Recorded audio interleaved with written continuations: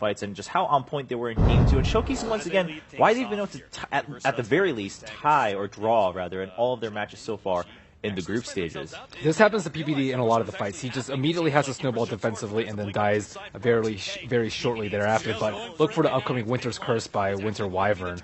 And those two heroes right next to the wall, it just disabled them for so long and just waste so much of their BKB. And of course, the Luna, I like the way that Eho moved around too. They really took advantage of the night vision of Luna, and they smoked during nighttime a lot or played around the Aegis and just got like 1 or 2 free picks just because you don't need to plop down an observer ward when you think the opponent is there. You have the night vision, and I think that's a big advantage of having the hero that many people overlook. She is a very good late gamer, and she is weak early, but Ichi wasn't able to apply pressure early. Most of their heroes had BKBs, and Nyx just gets destroyed by BKB. Now, at the end of that clip, though, of course, Sumail jumping in after a buyback, making sure he delays that Roshan, and also gets a kill in the midst of it. And gets the gem back. And gets the gem. I mean, pretty gutsy play, but I guess that's what Sumail is known for.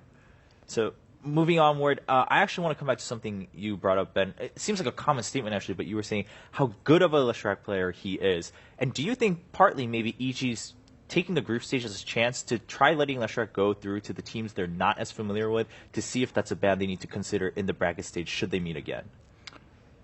I think it's just, we talked about it going into the tournament. It's really powerful if you can counter the meta, and it gives you a lot more flexibility in the draft. So I think PPD looks at it like, I think if they had worse stats right now in the group stage, they would be banning Lesh more. But they feel like they have room to try to give it away and try to find a really solid counter and a really solid playstyle, because it's a big confidence boost for the team if they know they can go into the draft and actually try to give away heroes that every other team bans, more or less. Right. I think their success rate has been like 50-50. I don't think that's convincing enough for them going into the really important best of threes at the main event for them to not ban it. I would agree, though, that they're mainly experimenting against the teams they have less intel on.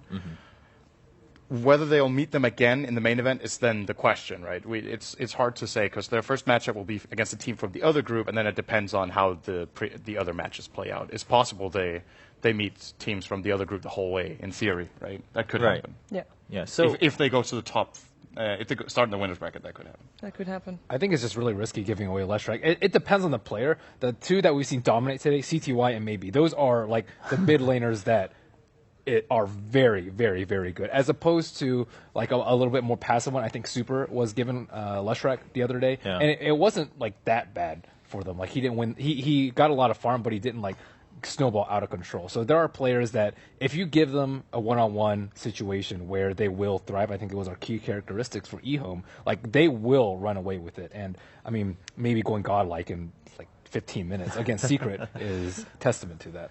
Yeah, at the same time, them not having to ban out Leshrac does leave them open to ban out those heroes that they don't want to deal with versus a specific team, which we have seen them do against multiple teams, just ban out completely random heroes, as in different heroes versus every team, depending on what they don't want to face specific for that team. But maybe for certain teams, they should make the exception or put Leshrac into one of those two as well. Right, but again, I mean, since they are in the lead in the group, just gathering more intel as we go, and that's the point we always come back to. E.g., the more intel they have, definitely just they amplify in value based on that intelligence they have of the other teams. Whereas, most people, you gather some intel, but it's more about their condition, how they're feeling that day, how efficient they are about their play. But E.g.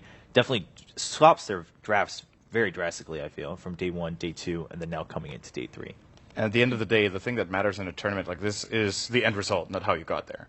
So, it looks cool if you have a group stage where you go like 7-0-0. But at the end of the day, it doesn't really matter as long as you get first or preferably first place. I think they would be okay with second place as well, just as long as they're in the upper half of the winner's bracket, or in the upper half of the group rather. So, it's kind of in contrast to Secret at DAC, flawless group stage. They end third. EG had a little bit of a. They still had a really good group stage at that event, by the way, but they did not go the entirely flawless one. I think they had like 14-2 or something instead of 16-0, which was also incredible, right? Right, yeah. Not to take away from that. I would definitely consider this a valuable investment. As long as they use it the right way, then you could definitely sacrifice or But they're not ahead in the group stage. Like if you look at the standings right now, they are actually Now it's actually getting really exciting. So I don't know if we're reading too much into it, because it is just possible that they think giving away Lesh is good in certain conditions. Right. I think it's not just an experiment, but they just think the trade we get here and our game plan will actually make the hero weak. They've just been kind of wrong so far, most of the times. Yeah. Are there any, I mean, as we take a look, like you brought up, Ben, of course, Ichi, not exactly very much in the lead. Sure, they are in the top, but tied with 9 points, and they've played 5 matches. CDEC has only played 4. VP definitely have played one more than that, so 6 matches for them. But Ichi not completely in the clear, definitely not in the clear for something like a first-place finish in Group B.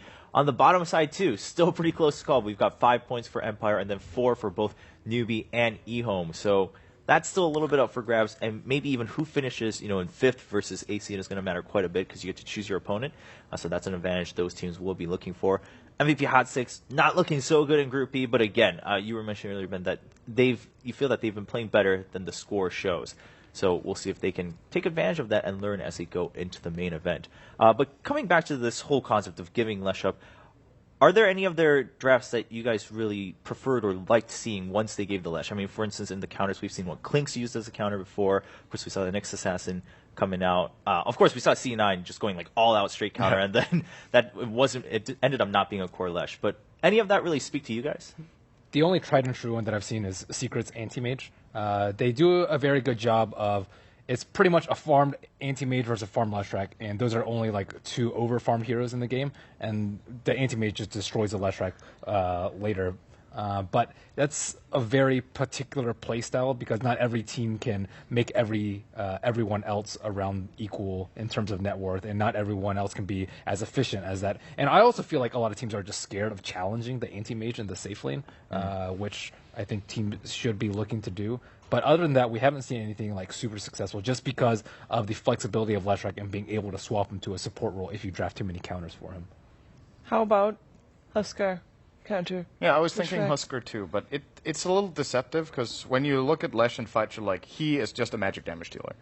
But if you're playing against a Husker, you just counter. It costs 1,500 gold for Leshrac to counter Husker. You buy Ghost Scepter. And then he jumps on you, you pop Ghost Scepter, and you have Edict running. And if he has taken any sort of physical damage from other sources, or just has been dropped remotely low, if he hasn't, Leshrac can actually get him pretty low with the magic damage sources, and just a little bit needs to just tip him over the edge. As a one-on-one matchup, sure, but most of the times when teams pick Lesh, it's not their only core. It's Leshrac as the mid, and then you have a physical damage dealer safe lane. And then Husker is just so super situational that looking at it in isolation like that is not very likely. Too many other good counters to Husk, I say. Yeah. Like we saw Timbersaw used by Vici to kill him. Like Winter's Curse and Cold Embrace are also really good. I think the other support pool is just way too great to counter him. That's why you would pick it as last, I guess. Yeah. I mean, the only reason I could do that. Absolutely. Yes. But in terms of how teams pick in the metagame and that we've seen in the tournament right now or so far, like there's been like maybe 1 or 2 games where I would have been like Husker would have been a great last pick in this particular game. It's very rare. All right, well, wrapping that up, we do have one more set of matches coming up. But before we go there, as we took a look at the standings, maybe something stood out to some people when we saw CDEC.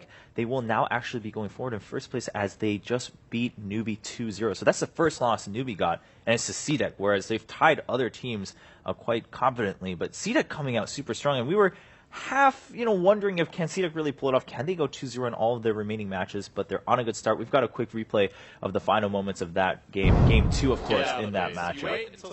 Oh, wow. Yeah. Yeah, they dominated. I only saw the end of it.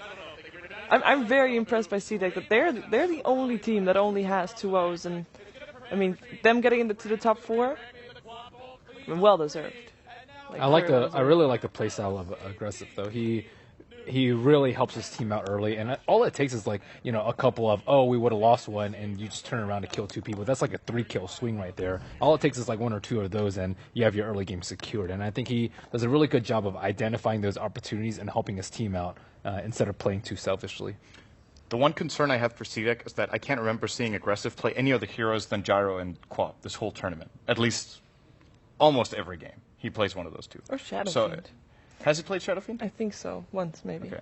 Because I'm thinking if you go up against CDEC, you ban Aggressive's 2 most impactful early carries, and then you try to just focus on he playing plays like your lanes. Storm and Ember though, too. So he is just. But Ember's very punishable in lane, and Storm kind of the same if you safe lane him, right? He is also punishable. So I would say that could be an approach that teams should adapt.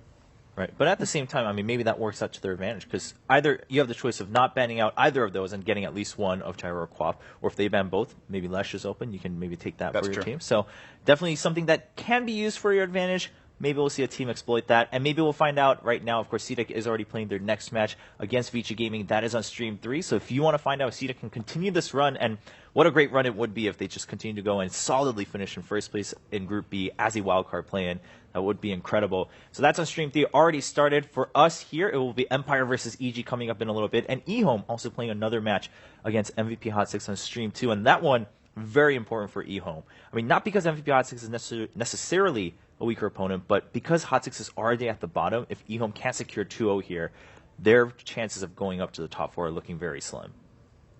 Yeah, I think they, in theory, they should be able to, of course. But when we saw Hot 6 today, unlike yesterday and the games we saw earlier from them, where we thought, they definitely did also good things there today, they just didn't look up to scratch. So I'm thinking eHome will, if Hot 6 is not able to get a good pep talk, who knows? Maybe that coach was able to get that, Black, with his pep talks, who knows?